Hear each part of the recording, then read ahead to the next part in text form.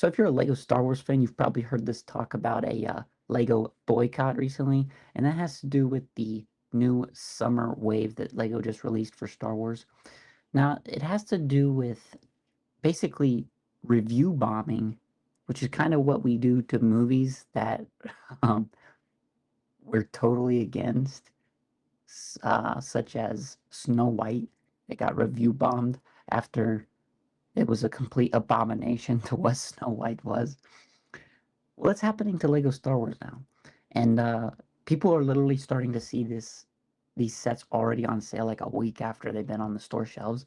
And if we go to Lego.com, we can see the reviews are not doing too well on all of the Summer Wave sets except for the UCS 80ST.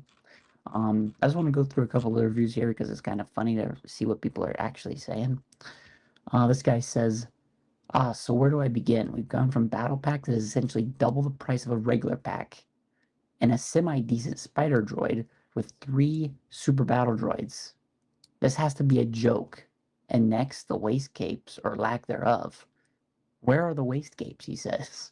We're paying premium prices, expecting premium products, but that's far from the case. And don't worry about the waist capes affecting play, because at this price point, the kids will never be able to afford it to play with. The torso is missing one of the munitions pouches, and the only positive thing in this whole set is that we now know that LEGO knows that the 327th Star Core exists.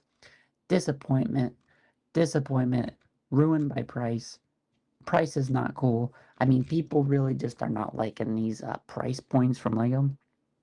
And I mean, it's nothing to be surprised about because each year LEGO increases prices. I mean, it just is what it is. If you look at sets back in 2008, you're going to get more uh, price per piece ratio when you are back then. It just is what it is. I mean, this is where we're at in society. You buy a house in 2010 for $100,000. Well, guess what? You kept it till 2025. Well, guess what? It's now worth $1 million. That just is what it is. Uh, I want to read this one because this is the Juggernaut. Okay, when everyone heard about the Juggernaut, we were like, yes, we're getting a new clone turbo tank Juggernaut. Well, when it came out, it was a little bit unfortunate. We said it was going to have brick built wheels, okay, but it's so small. It is so small. 800 pieces, by the way, $160. 1-star review with 245 reviews. Now, this has only been out for about a week as of now, and it's just kind of funny to see people actually talking with their wallets. Now, it'll be interesting to see if LEGO responds to this because I don't think they probably will. It just is what it is. I mean, regressive. We finally have Clone Wars sets, but at what cost? Feeding an insect on the wall might offer more value. Worst set I think I've ever experienced. I actually love the figs for the most part, but the build feels like this was made by my 6-year-old nephew. Do not buy this. I beg you.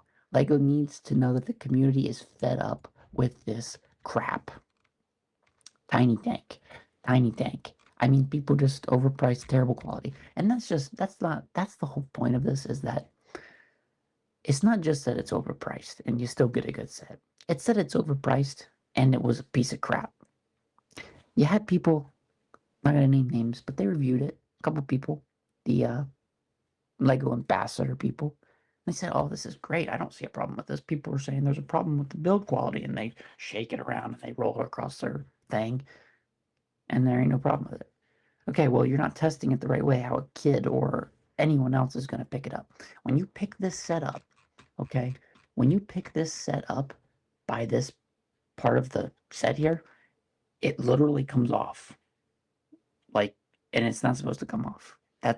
It's like literally a mock that I made trying to just make my own turbo tank. It could have been better than how they designed this thing. And people are saying it was rushed because there was going to be another set that was maybe the UTAT tank, and they switched it to this. It doesn't matter. this is a billion-dollar company, and this is the quality we're getting for a premium price tag. That's the problem here. The problem is that it's premium price tag, piece of trash, quality. That's what the problem is. At Solid Brick Studios, he's the first one to point it out. He was true about what he thought and what he said. So, I mean, there there aren't just people in the ambassador program that are basically shilling. You actually do have some good eggs, even though now I think Solid Brick Studios got kicked out of the ambassador program. But needless to say, we're uh, we're in a new era for Pokemon. We're in a new era for Star Wars right now because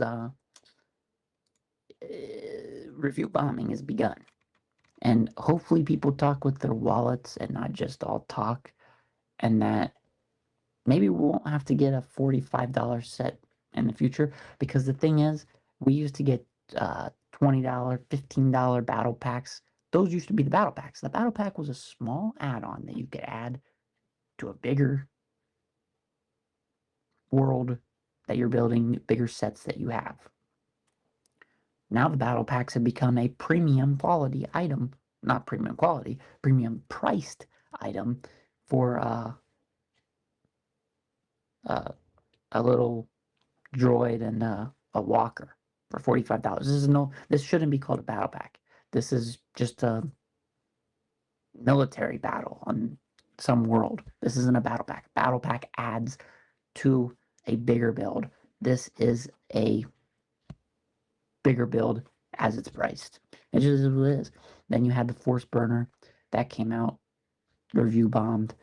Jango Fett Starship, kind of review bombed. ADST Walker, 4.1 for UTS or UCS set. But again, this is probably the exact. This is basically the exact same build as the Slave 1 that we got for Boba Fett. So it's kind of cool to get it because you get Tonwi, you get a little Jango, you get an actual Jango Fett instead of having to buy the UCS Slave 1. But still, I mean, so it only has 10 reviews. That's why, see, you can tell the other one's got 100 reviews and it's being review bombed. If people catch wind that this thing's getting good reviews, they're going to get pretty mad about it. Yeah, I mean, it's begun. The boycott is just beginning. It's just starting to take notice from bigger YouTubers in the community and stuff like that. So it's kind of interesting.